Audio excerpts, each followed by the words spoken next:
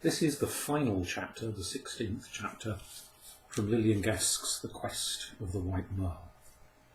Chapter the 16th, the end of the quest. When the little new moon made her curtsy to the stars, Conrad was back in England. He slept that night on a bank of heather, and with the first faint streak of dawn, the swallow came. Her eyes were as bright as the drops of dew that hid in swaying harebells, and her pretty black and white plumage gladdened the heart of his own homesick eyes. "You're just in time," she twittered gladly. "Your father returned last night when you were supposed to be fast asleep upstairs. And though he still wears a big green shade and cannot see, his ears would soon tell him this morning that the voice of the elf boy was not yours." "The elf boy?" Conrad questioned in bewilderment.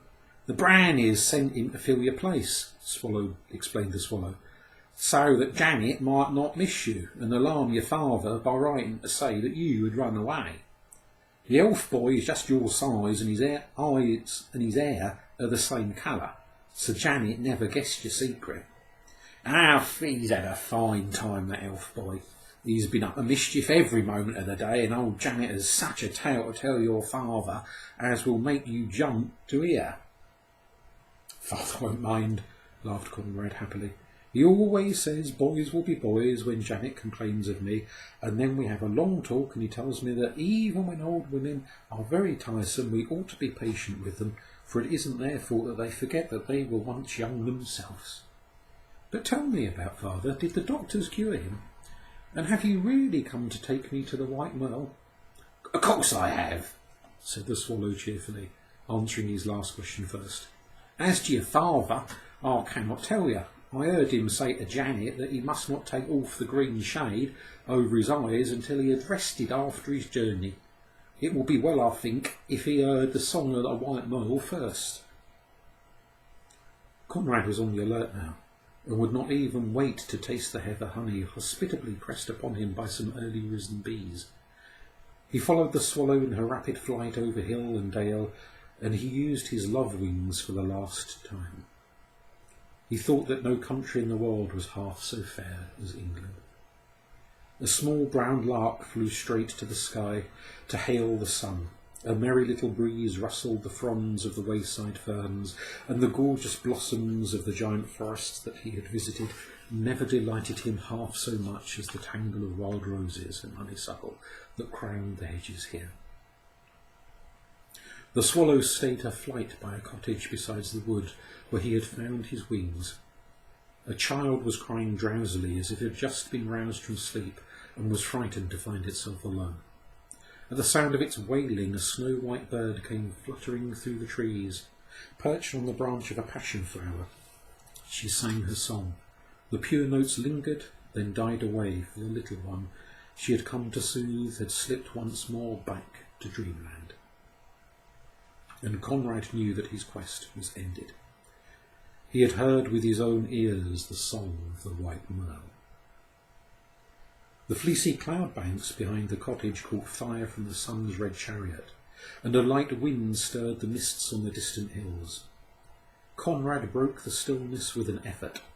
The White Merle looked at him with a very tender expression in her soft eyes as he implored her help for his father, reminding her how the legend said that light would come back to the eyes of the blind if they heard a White Merle song.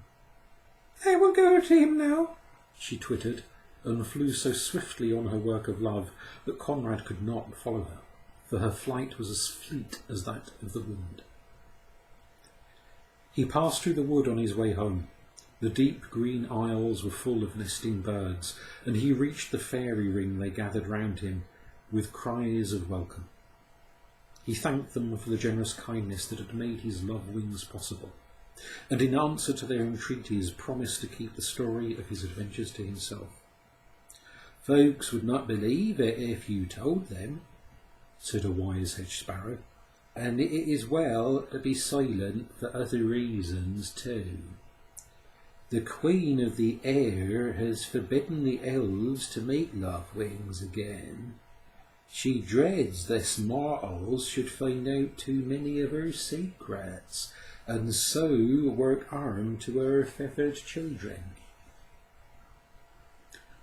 The robin twittered a sweet farewell as Conrad slipped off his wings and tunic and laid them in the very centre of the fairy ring, where he had found them that bright spring morning.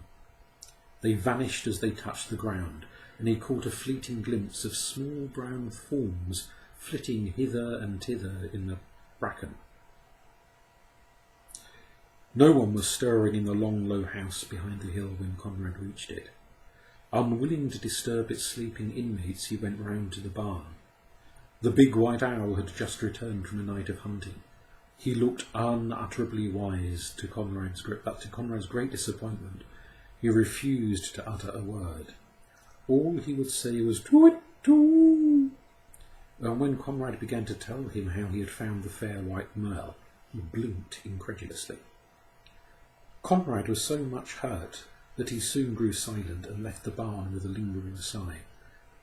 Then Barney gave a soft "toot" of satisfaction and closed his eyes. He did not like being thanked.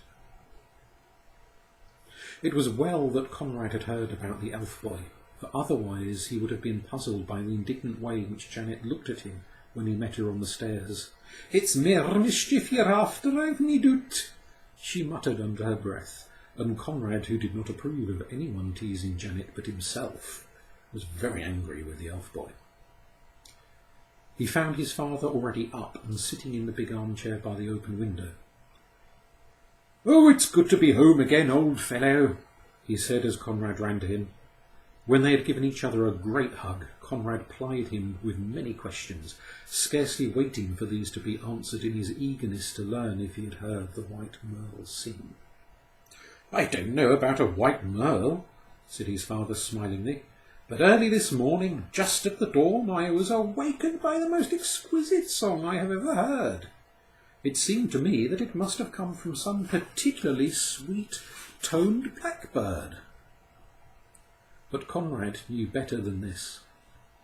And when the green shade was taken off his father's eyes, and he found that he could see as well as ever, the boy had not the slightest doubt that it was the song of the fair White Merle, and nothing else, that had wrought the marvellous cure.